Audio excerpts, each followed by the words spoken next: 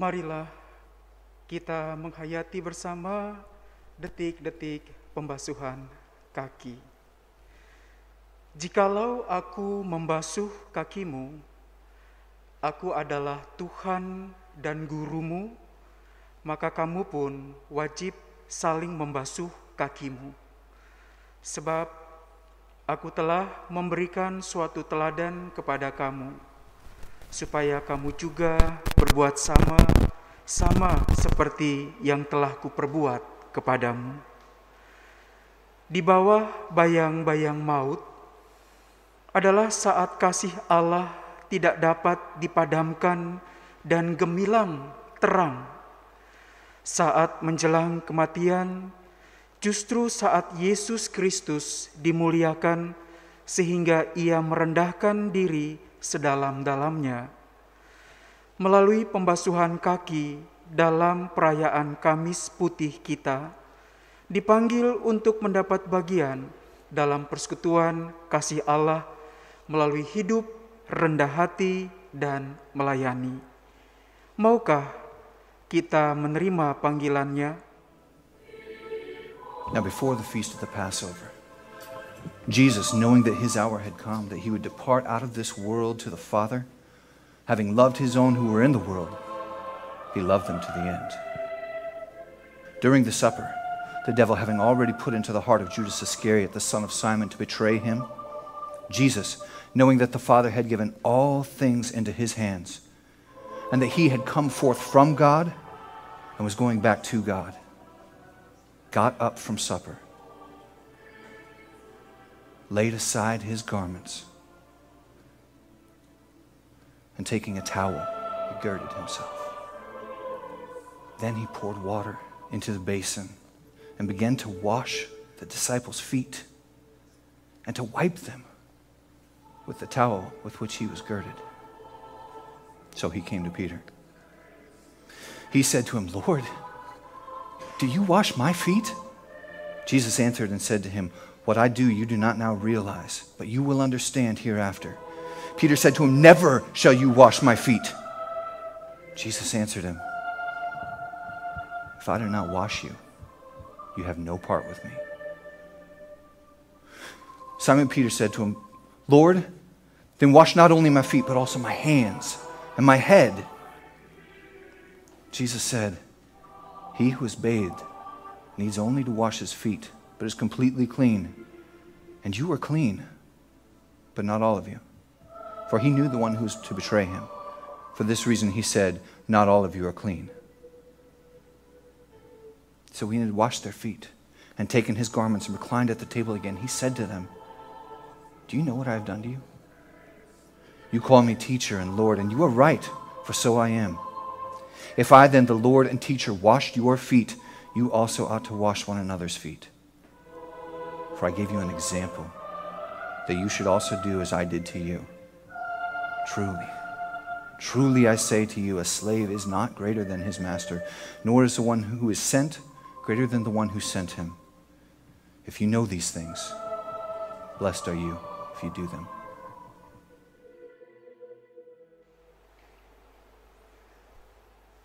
Mari kini bersama kita litanikan Mazmur 116, ayatnya yang pertama, kedua, dan ayatnya yang ke-12 hingga ke-19. Aku mengasihi Tuhan, sebab Ia mendengarkan suaraku dan permohonanku. Sebab Ia menyendengkan telinganya kepadaku, maka seumur hidupku aku akan berseru kepadanya. Bagaimana akan kubalas kepada Tuhan segala kebajikannya kepadaku? Aku akan mengangkat piala keselamatan dan menyerukan nama Tuhan. Akan membayar nasarku kepada Tuhan di depan seluruh umatnya. Berharga di mata Tuhan kematian semua orang yang dikasihinya. Ya Tuhan, aku hambamu, anak dari hambamu perempuan. Engkau telah membuka ikatan-ikatanku.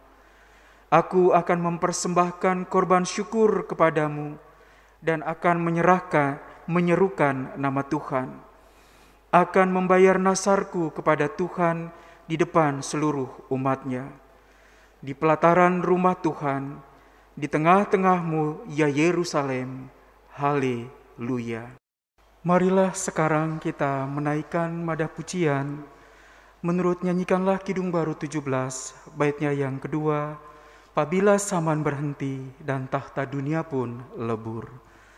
Pabila zaman berhenti dan tahta dunia pun lebur, meskipun orang yang kecil telah menjauh dan terkubur, namun kasih-Nya tetaplah teguh dan mulia. Anugerah bagi manusia dijunjung umat-Nya. Oh kasih Allah agunglah, tiada bandingnya, kekal teguh dan mulia dijunjung umat-Nya. Marilah kini kita bersama-sama masuk di dalam doa untuk merenungkan sabda Allah. Di malam ini kami merenung mengingat akan cinta kasih-Mu yang Kau teladankan bagi kami, ya Tuhan Yesus. Kala Engkau menyerahkan tubuh dan darah-Mu lewat sajian roti dan anggur bagi kami, seiring dengan detik-detik kami mengingat dan mengenang Engkau membasuh kaki para murid-Mu. Pemberian diri yang sehabis-habisnya, kiranya itu menggugah kami untuk menggeliat kembali akan kehidupan kami yang letih lesu, sembari memberi diri sebagai sebuah pemberian dan ibadah yang hidup. Karenanya biarlah firman-Mu yang kami renungkan kembali, menggeliatkan kami untuk memaknai peristiwa yang sama dalam kami memaknai keseharian kami, menjadi saluran berkat bagi sesama, menjadi roti dan air juga bagi sesama, dan pemberian diri lewat keteladanan pembasuhan kaki yang telah Engkau berikan, dengan kami pun turut mengambil bagian dalam pembasuhan yang sama. Bersabdalah ya Tuhan Yesus, Sang Sabda yang hidup, kami anak-anak-Mu mendengarkannya. Amin. Saudari-saudara, ibu bapa, anak-anak kaum muda dan remaja yang Tuhan Yesus kasihi, pembacaan kita pada malam hari ini dikutip dari Injil menurut Matius, pasalnya yang ke-27, ayatnya yang ke-27 hingga ayatnya yang ke-31. Injil menurut Matius pasalnya yang ke-27, ayatnya yang ke-27 hingga ayatnya yang ke-31. Demikianlah kutipan menurut Injil ini. Saya akan membacanya dalam terjemahan Alkitab Bahasa Indonesia masa kini. Kemudian prajurit Pilatus membawa Yesus masuk ke istana gubernur, dan seluruh pasukan berkumpul di sekeliling Yesus. Mereka membuka pakaian Yesus dan mengenakan kepadanya jubah ungu. Mereka membuat sebuah mahkota dari ranting-ranting berduri dan memasangnya pada kepala Yesus. Kemudian mereka menaruh sebatang tongkat pada tangan kanannya, lalu berlutut di hadapannya dan mengejek Dia. Daulat Raja orang Yahudi, kata mereka. Mereka meludahi Dia dan mengambil tongkat itu, lalu memukul Dia di kepalanya. Sesudah mempermainkan Dia, mereka membuka jubah ungu itu, lalu mengenakan kembali pakaiannya sendiri. Kemudian ia dibawa keluar untuk disalibkan. Berbahagialah kita yang mendengarkan sabda Allah, merenungkannya dan melakukannya. Terpujilah Kristus Yesus, Hosiana. Saudara-saudara, Ibu Bapa dalam Tuhan Yesus Kristus, hari ini ketika rekaman ini diambil pada tanggal 23 Maret 2021,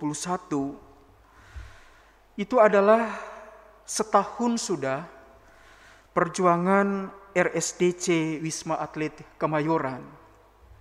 Tadi pukul 16.30 di tanggal 23 Maret 2021, bersamaan dengan itu rekaman ini diambil, ada siaran langsung melalui kanal YouTube peringatan 1 tahun sudah perjuangan Wisma Atlet Kemayoran.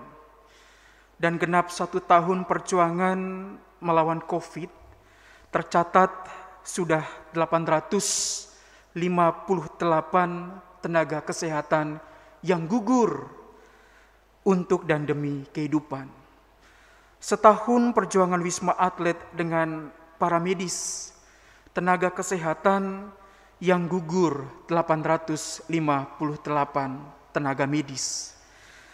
Mereka memberi hidup mereka untuk kehidupan, hingga maut dan kematian pun menjemput. Pada tayangan tadi jam 16.30, semua diminta untuk mengheningkan cipta atas perjuangan para pahlawan, paling tidak 858 tenaga medis yang gugur di medan laga berjuang melawan pandemi ini untuk kehidupan. Dan menarik, 1.500 angklung dimainkan oleh mereka semua para pasien COVID di Wisma Atlet bersama-sama tenaga medis. 1.500 angklung yang menggema mengiringi proses menghening cipta itu. Dan di antara lagu yang mereka kumandangkan adalah Heal the World. Saya yakin lagu yang pernah populer dinyanyikan oleh mendiang Michael Jackson itu seakan-akan menjadi lagu yang menggugah tentang bagaimana umat merindu agar terjadi penyembuhan dan pemulihan atas bumi ini, dan membuatnya menjadi tempat yang lebih baik di masa yang akan datang. Make it better place for you and for me.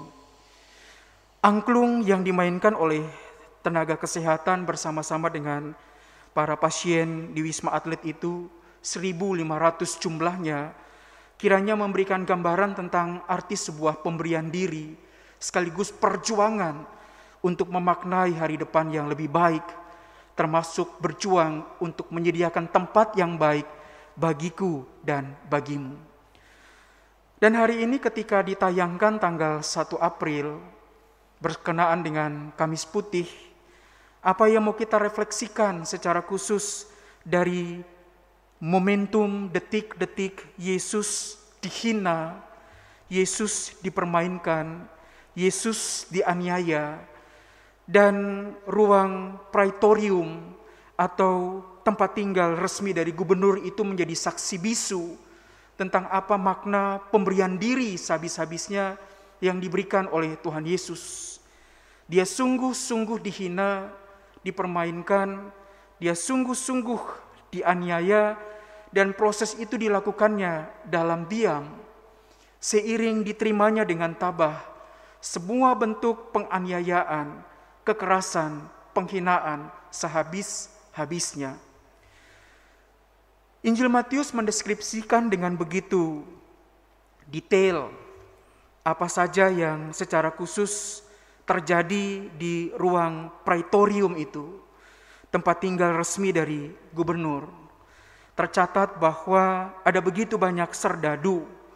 Mereka adalah prajurit-prajurit Romawi dan bisa jadi menurut para penafsir adalah prajurit-prajurit honorer.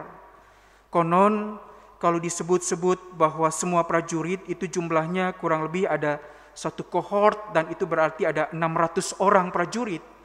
Namun mungkin menurut apa yang tertulis dalam narasi Injil Matius ini adalah mereka sebagian orang-orang setempat yang dipekerjakan sebagai serdadu-serdadu pemerintahan Romawi. Dan mereka menjadi oknum pelaku penganiayaan, penghinaan itu terhadap Yesus. Kita masih ingat bahwa momentum ini terjadi setelah pengadilan massa dilakukan terhadap Yesus. Pontius Pilatus memimpin pengadilan massa itu dan eksekusi mati pun dijatuhi pada Yesus untuk dia disalibkan. Seantero massa yang mengapung itu dengan sepakat berteriak, "Salibkanlah dia."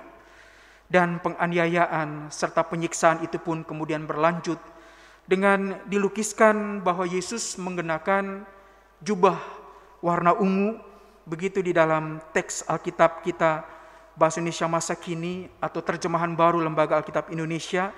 Tetapi kalau kita melihat teks asli berbahasa Yunani, maka dipakailah kata kokinos, dan kokinos itu berarti kain kirmisi atau jubah berwarna kirmisi, dan itu berarti berwarna merah darah.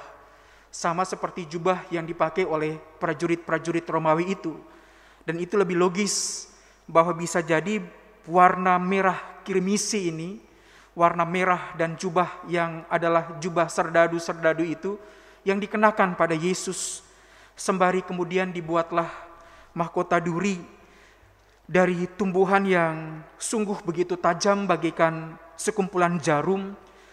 Dalam bahasa Ibrani disebut dengan tanaman atad, atau dalam bahasa Yunani akantius, dan itu dirajut, dianyam, dan sengaja dibuat menutupi seantero kulit kepala Yesus, dan sudah pasti itu menimbulkan luka dan sakit. Tanaman itu kemudian kini disebut dengan Sciripus spina Christi, tanaman berduri yang pernah dipakai oleh Kristus sendiri yang diurapi itu. Dan kemudian diberikan kepadanya tongkat di sebelah kanan, tongkat kayu yang kemudian sebagai gambaran bahwa mereka yang memegang di tangan kanan adalah yang memiliki kekuatan, kekuasaan, dan otoritas. Tapi ironisnya bahwa tongkat ini kemudian diambil dari tangan Yesus dan dipakai secara khusus oleh serdadu untuk memukul kepala Yesus. Jadi apapun yang dikenakan oleh Yesus, mahkota duri, tongkat di tangan kanannya, atau jubah kirmisi itu, paling tidak menjadi simbol-simbol penghinaan yang diberikan dan secara khusus dikenakan kepada Yesus. Dan itu mau menghantarnya kepada sebuah penghinaan kepada titik terendah. Dia yang diangkat dan disanjung, kemudian dibanting, diturunkan dalam titik terendah sehingga terhempas. Sengaja dilakukan semacam itu sehingga dia tidak punya lagi martabat, hanya sekedar penghinaan. Dan itu sungguh-sungguh diteguhkan dengan tindakan memukul serta diludahi. Lengkaplah sudah bentuk penganiayaan yang Yesus alami sebelum detik-detik ia memikul salib dan menjalani jalan Via Dolorosa itu. Kita masih ingat ketika ia diperhadapkan kepada 70 orang konsili dari Mahkamah Agama atau komunitas Sanhedrin yang juga mengadilinya. Bukankah setelah pengadilan itu yang digelar oleh Mahkamah Agama atau komunitas Sanhedrin berakhir juga dengan penghinaan dan penganiayaan atas dirinya?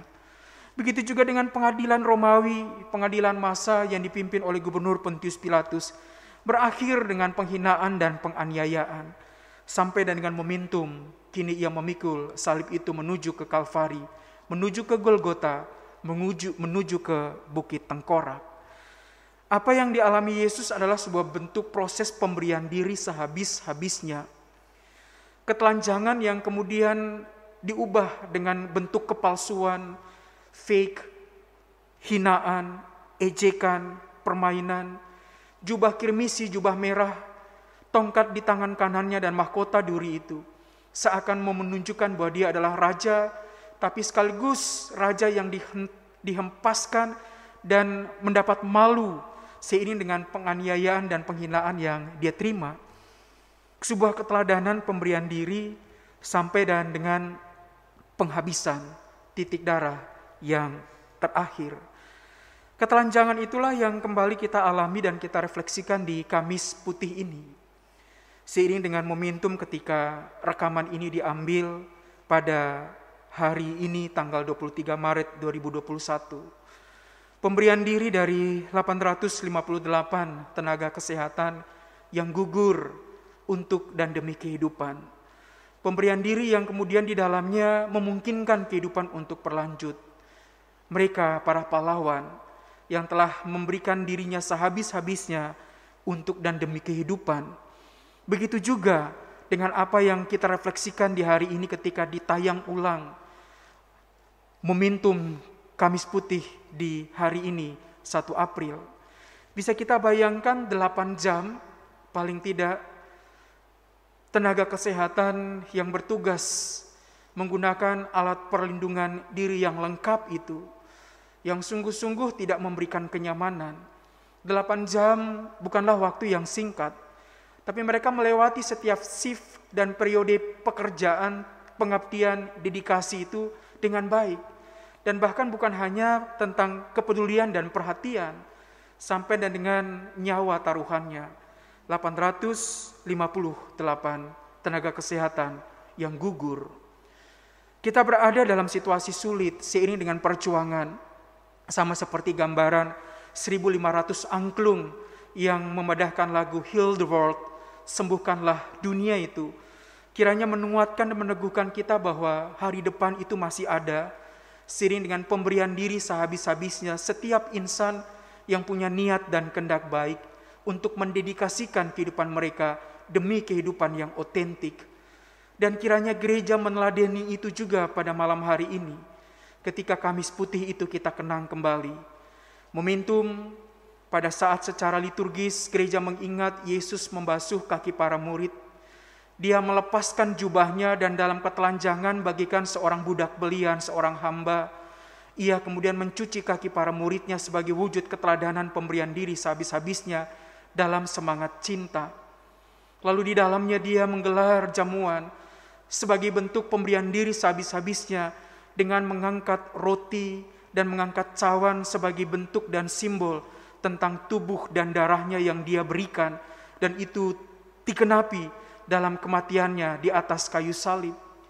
Dan proses itulah yang kemudian kita refleksikan sering dengan persiapan ketika besok di hari Jumat Agung, meskipun di rumah-rumah tangga kita masing-masing, tapi moga adalah kita semua yang kemudian memaknai akan peristiwa pemberian diri Yesus itu seiring dengan mengingatnya pada malam hari ini tentang Yesus yang memberikan dirinya dengan keteladanan, membasuh kaki murid-muridnya, termasuk di dalamnya dia menggelar akan jamuan sebagai bentuk pemberian diri yang ia genapi di atas kayu salib.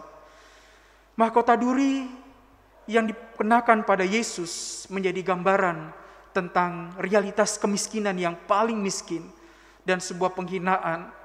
Apapun yang kemudian melukai kepala Yesus, sekaligus hentakan dan pukulan dari tongkat yang dihantam oleh para serdadu di kepala Yesus, kiranya menjadi gambaran tentang betapa pedih tentang kehidupan yang harus dipikul dan ditanggung oleh Yesus. Dan itu sungguh-sungguh ia jalani dengan salib berat yang harus dia pikul sepanjang perjalanan menuju ke Bukit Kalvari. Moga dikala esok ketika jamuan itu digelar, meskipun kita menyediakan roti dan anggur di rumah kita masing-masing, lalu momentum secara khusus diangkat cawan dan roti oleh pelayan firman, moga itu menjadi gambaran dan mengingat tentang ketelanjangan Yesus yang telah ia berikan dan demi kita, tentang tubuh dan darahnya yang kemudian dia berikan dan dia dedikasikan, tentang cintanya yang sehabis-habisnya sehingga lewat kematiannya kita memperoleh hidup, bahkan memperoleh hidup dalam segala kelimpahan. Moga momentum dengan diangkatnya roti serta cawan di Jumat Agung besok, sekalipun kita mengalaminya jauh seorang dengan yang lain dan kita menggelarnya sendiri di rumah-rumah tangga kita masing-masing, moga masih ada hati yang mau menyelenggarakan sakramen itu di rumah, sembari mengingat momentum pemberian diri Tuhan Yesus sehabis-habisnya.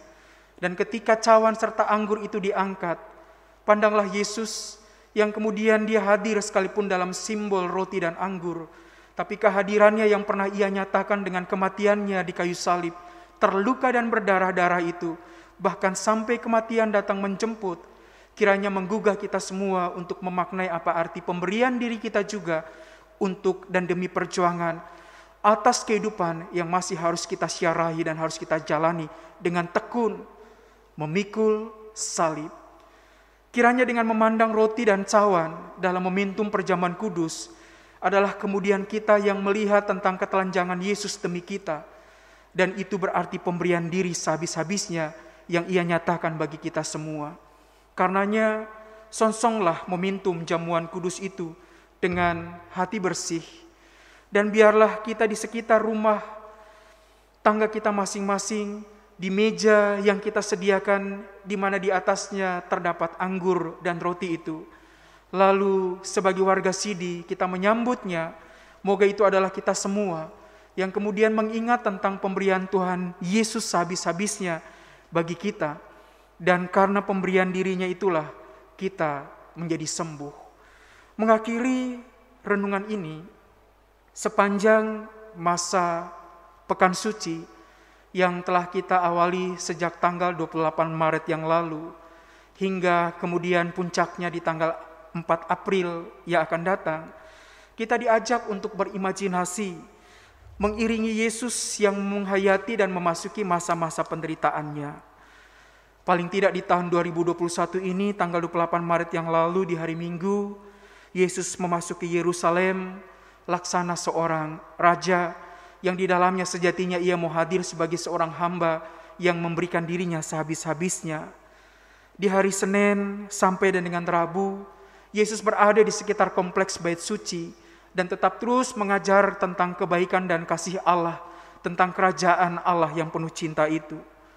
Di hari Rabu petang ada seorang perempuan yang menuangkan minyak wangi yang mahal ke atas kepala Yesus. Dan Tuhan Yesus berkata bahwa perempuan itu telah melakukan sebuah persiapan di hari penguburannya. Di hari Kamis, Yesus dan ke-12 muridnya makan jamuan Paskah, termasuk roti dan anggur yang kita kenang, kita hayati di hari ini. Dan setelah itu mereka menuju di Bukit Zaitun.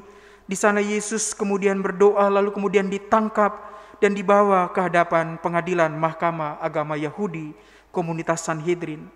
Di hari Jumat, Yesus dibawa ke hadapan Gubernur Romawi Pontius Pilatus.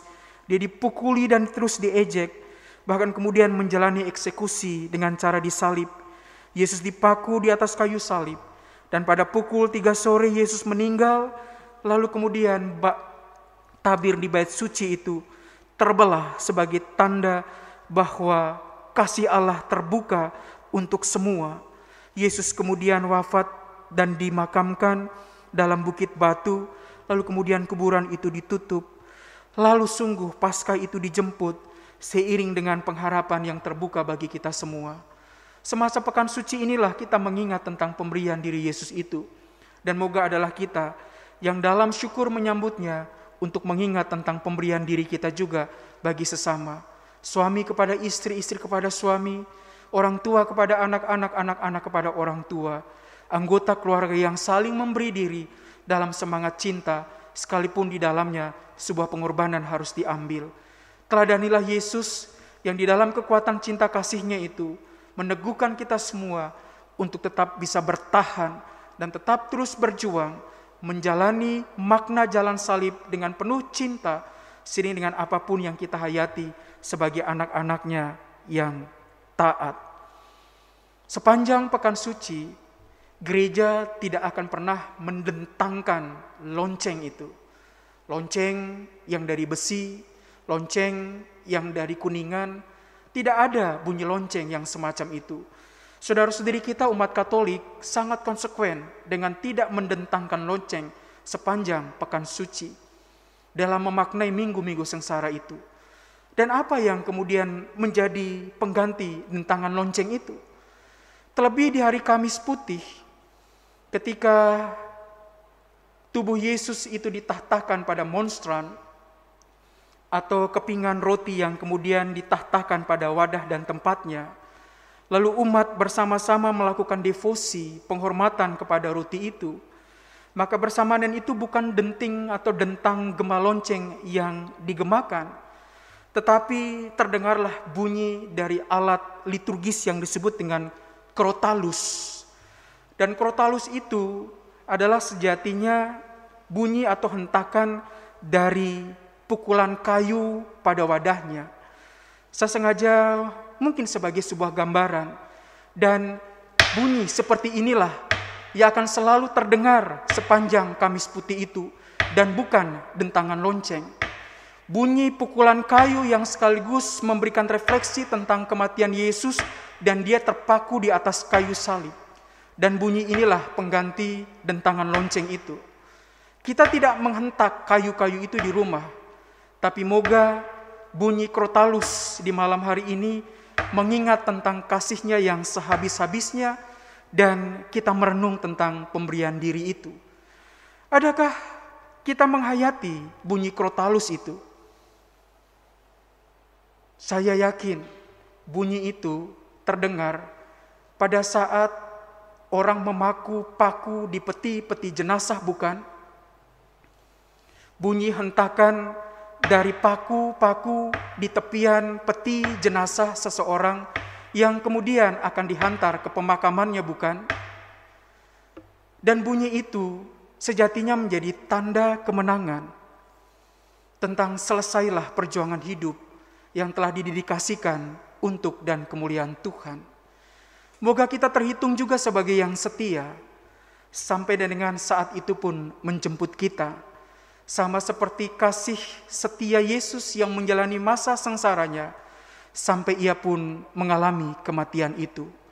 Persiapkanlah diri kita untuk menyambut hari esok di Jumat Agung, dan memaknai peristiwa itu dengan tulus, dalam semangat pemberian diri, dan di dalamnya pertobatan yang sejati di dalam Tuhan. Tuhan menguatkan dan memberkati kita, menyongsong jamuannya yang kudus dalam cintanya. Amin.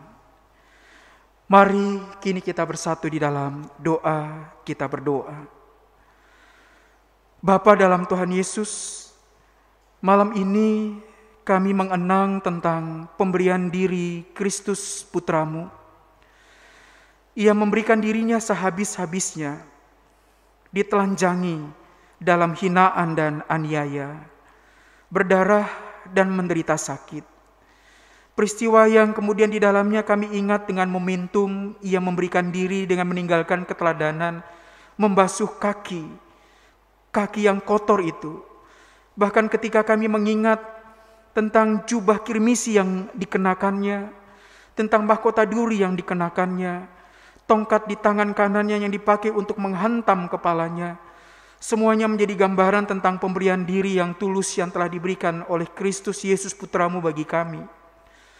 Sungguh, kiranya kami dikuatkan untuk meneladani keteladanan yang sama.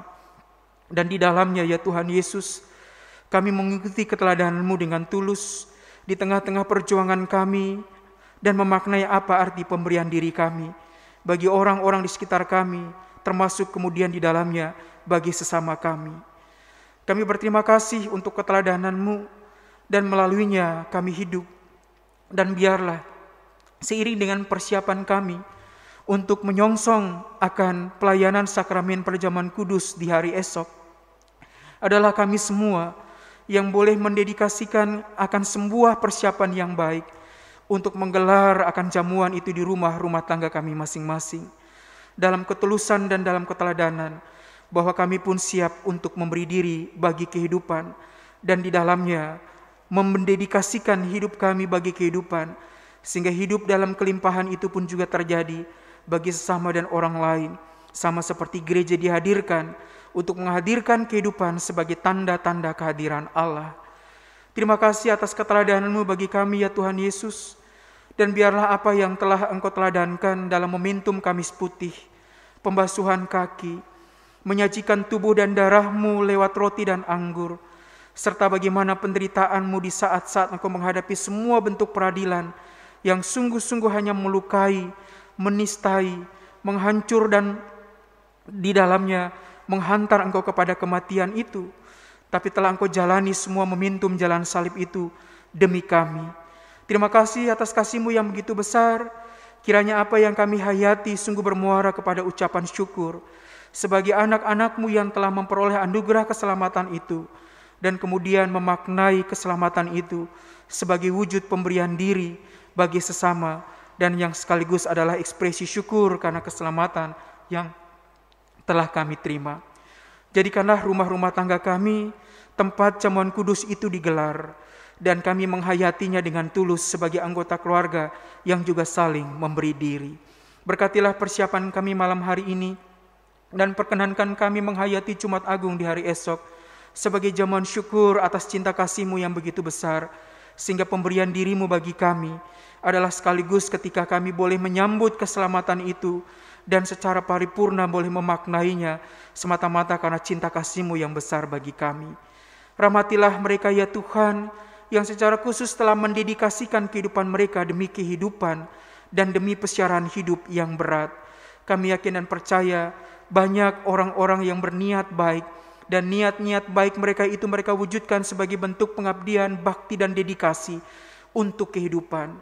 Terhitung mereka para dokter, para medis, mereka yang bekerja di ruang publik dengan menawarkan jasa publik demi dan kelangsungan roda pemerintahan, roda perekonomian, keseharian dan aktivitas publik yang di dalamnya terancam dengan beragam macam peristiwa seiring dengan hadirnya pandemi. Hanya karena cinta-Mu jualah Engkau akan menyertai semua secara khusus yang telah hadir sebagai pahlawan-pahlawan yang di dalamnya mendedikasikan kehidupannya di ruang publik, demi kemaslahatan masyarakat dan demi kehidupan. Tuhan akan menjaga dan memberkati mereka semua seiring dengan di dalamnya membangun tatanan kehidupan yang lebih baik. Karena berkatilah pemerintah, TNI, Polri, tenaga kesehatan, dan setiap mereka yang telah hadir mendedikasikan kehidupannya di beragam bidang kehidupan untuk dan demi kehidupan. Tuhan memberkati.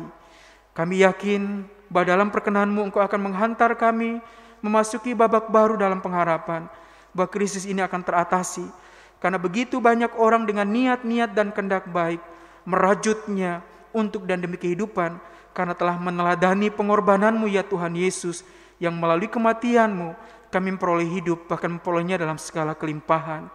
Terima kasih untuk cinta-Mu malam hari ini, dan terima kasih untuk kebersamaan kami sebagai keluarga yang telah memaknai akan cinta kasih-Mu lewat momentum Kamis Putih ini. Rahmatilah semua yang kami kasih jauh maupun dekat, yang di dalamnya bergumul dengan sakit, bergumul dengan masalah kehidupan, bergumul dengan pekerjaan, bergumul dengan studi, bergumul dengan menata hari lepas hari kehidupan yang berat. Hanya cinta Tuhan sajalah yang menyertai, sehingga sekalipun memikul salib di dalam dan melalui perjalanan hidup yang ditempuh dan disiarahi, mereka dikuatkan bahwa tidak sendiri. Tuhan Yesus bersama-sama, sehingga pemulihan, kesembuhan, kekuatan, jalan keluar, penghiburan, bahkan kelepasan di dalam Engkau terjadi, seiring dengan cinta dan kasih sayang-Mu, sehingga kami yakin percaya kami berkemenangan di dalam Tuhan Yesus saja. Ampunilah akan dosa dan salah kami, jadilah seturut dengan maksud dan kehendak-Mu, di dalam nama Tuhan Yesus yang telah mengajar kami berdoa. Bapa kami yang di sorga, dikuduskanlah nama-Mu, datanglah kerajaan-Mu, jadilah kehendak-Mu di bumi seperti di sorga. Berilah kami pada hari ini makanan kami yang secukupnya, dan ampunilah kami akan kesalahan kami, seperti kami juga mengampuni yang bersalah kepada kami. Dan janganlah membawa kami ke dalam pencobaan, tetapi lepaskanlah kami dari yang jahat, karena Engkau-lah yang punya kerajaan dan kuasa dan kemuliaan sampai selama-lamanya. Amin. Ibu bapa, saudari-saudara dalam Tuhan Yesus Kristus, marilah kita mempersiapkan diri kita untuk bersama-sama menyongsong dan menyambut pelayanan sakramen perjamuan kudus di momentum Jumat Agung di hari esok. Persiapkanlah hati hidup dalam ketulusan, dan biarlah jamuan yang kita gelar di rumah-rumah tangga kita menjadi momentum tanda keselamatan yang Tuhan nyatakan untuk kita, sehingga kita memperoleh hidup dan pada gilirannya menjadi saluran hidup dan berkat bagi sesama. Tuhan memberkati kita dan selamat mempersiapkan diri untuk menyongsong Jumat Agung. Amin.